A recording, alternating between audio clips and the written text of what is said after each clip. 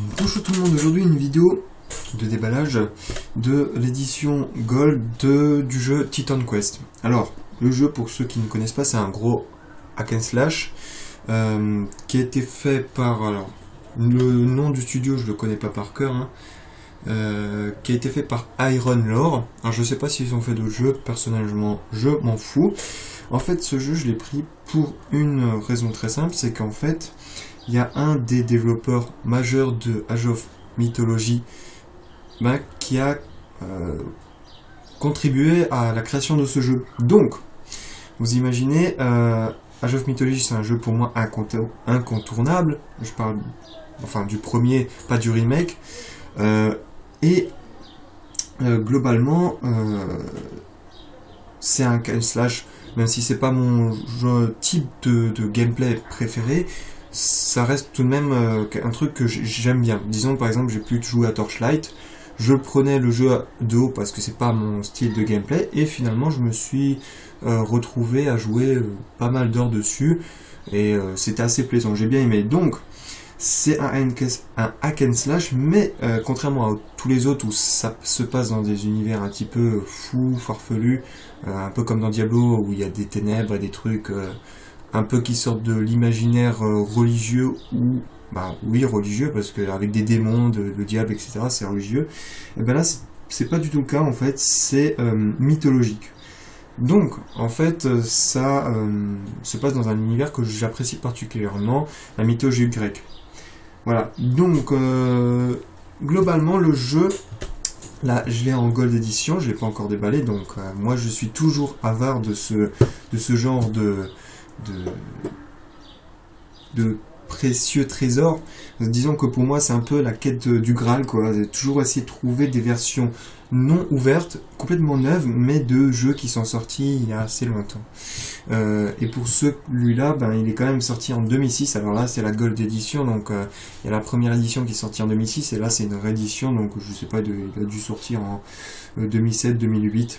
Mais bon, vous voyez que ça fait quand même un sacré retard pour moi, parce qu'on est déjà en 2014, et donc ça fait déjà pas mal d'années qu'il est sorti. Donc, j'ai pas grand chose à dire, à part si une petite chose, si jamais ce jeu vous intéresse, vous pouvez le trouver sur Steam. Pareil, la Gold Edition, donc celle-là, pour pas cher. Alors, là, c'est les soldes, donc c'est vraiment, pour le coup, pas cher du tout. Je vais vous donner le prix. Ici, il coûte 5 €, celui-là. En temps normal, il coûte 10 €. Donc même hors solde, ça coûte pas cher pour ce que ça vaut. Je vous rappelle tout de même les notes qu'il a eues. Juste pour le Titan Quest, juste celui-là, puisque là, il y a aussi le DLC, enfin l'add-on, pas le DLC, hein, l'add-on. Donc le jeu de base, il a eu une très bonne note, 18 sur 20 pour la rédaction et 17 pour la note des lecteurs.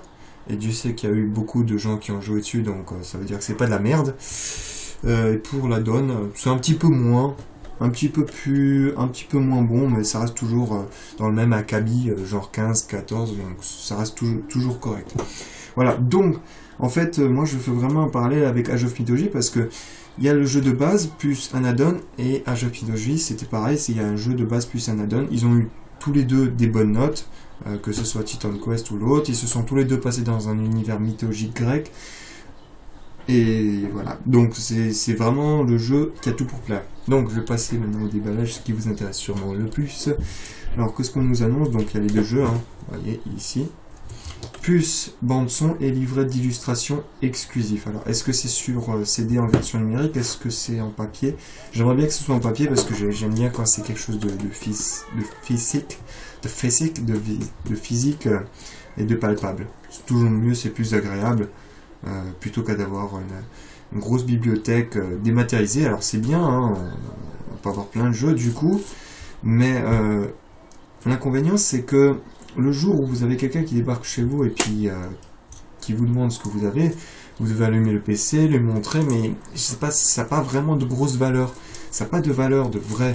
Quand vous balancez, si par exemple vous êtes un gros amateur de films et que vous avez pas mal de DVD, ça remplit votre bibliothèque. Vous pouvez impressionner quelqu'un avec une bibliothèque de, je sais pas, de 2 mètres sur 3, qui est remplie à ras-bord, quoi. Alors que si c'est dématérialisé, c'est pas autant de... Il n'y a pas autant de plaisir, quoi.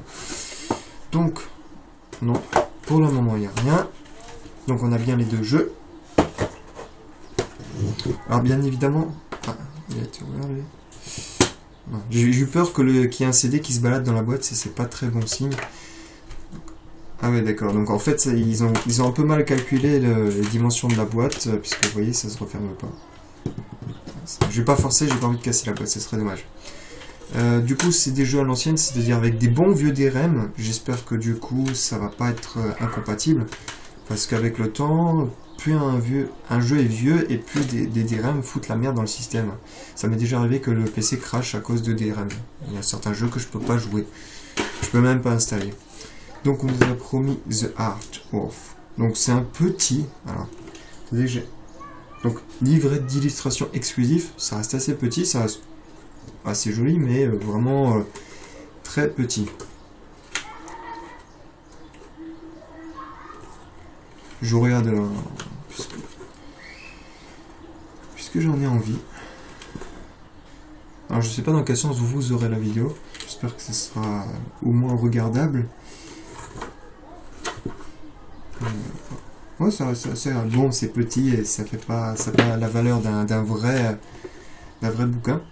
Et là, il y a quelque chose qui fait plaisir, c'est les notices, mais des vraies notices. Vous voyez, une cinquantaine, 40.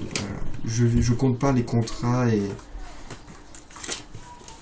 ouais, une quarantaine de pages en fait. Donc des vraies notices quoi. Donc il y a une chose aussi à savoir, c'est qu'en fait on peut jouer en multi, c'est-à-dire plusieurs personnes jouent la quête en même temps. Alors, ça peut vous paraître bizarre que je le note, parce que ça peut être évident pour vous, enfin, ça pourrait vous sembler évident que ça soit le cas, mais là, je trouve que c'est quand même louable, quoi, que ça soit le cas. Et on peut faire même du local, donc c'est d'autant encore plus intéressant. Et là, qu'est-ce que nous avons? Donc, Immortal Throne, donc là, c'est l'add-on et pas le DLC. Il y a une différence entre l'add-on et le DLC. L'add-on, c'est comme un second jeu, mais en plus petit. Voilà. Avec des nouveautés, obligatoirement. Donc, je regarde, qu'est-ce que c'est ouais, contrairement au DLC, c'est des petits trucs qui rajoutent au jeu principal. Là, c'est pas un rajout, on peut limite le séparer du jeu principal, même si c'est pas le cas. Voilà. Donc, l'add-on et le DLC, c'est à ne pas confondre. Peut-être que vous aurez le droit de vidéo. Moi, ce qui est sûr, c'est que je vais pouvoir du coup faire du multi. Enfin, ça serait bien sur un hack and slash, parce que malheureusement sur Torchlight, c'est pas du tout le cas. Il n'y a pas de multi en fait. On est toujours tout seul dans la quête. Ce qui a été d'ailleurs intégré dans Torchlight 2, c'est-à-dire que cette fois, on peut jouer avec d'autres personnes sur la même partie, et ce qui est plus intéressant, je trouve. C'est bien de pouvoir jouer seul, mais dans ce genre de jeu, c'est vraiment, je pense, très intéressant de pouvoir jouer à plusieurs. Parce que le hack and slash, c'est quand même un style de jeu assez répétitif, enfin, qui peut devenir répétitif selon le jeu, parce que, en gros, le but du jeu, c'est de tabasser des méchants. Je compte pas le scénario dedans. Tabasser des méchants et looter. Chercher toujours des armes beaucoup plus puissantes. Et ensuite faire des combinaisons en fonction des jeux, si c'est possible ou pas. Mais ça reste toujours la même chose. Taper avec des armes, essayer de trouver des armes à chaque fois plus puissantes, monter en level, et puis à chaque fois aller attaquer un nouveau donjon avec des ennemis toujours plus forts jusqu'au boss final. Et entre temps, on a quelques boss intermédiaires. Voilà, donc c'était la présentation assez rapide et succincte de ce jeu avec son add-on. Pour le moment, je peux pas vous conseiller. Disons qu'il me donne carrément envie parce que les graphismes sont vraiment très beaux pour un hack and slash. J'ai qu'une envie, c'est pouvoir m'y lancer, quoi. J'ai vu différentes vidéos et ça donne vraiment, mais alors vraiment envie.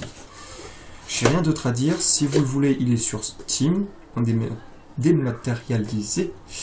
Et moi, on se retrouvera pour d'autres vidéos quand j'aurai une nouvelle carte graphique, enfin, quand celle que j'ai achetée reviendra de la réparation. Moi, je vous dis à ciao, bonsoir.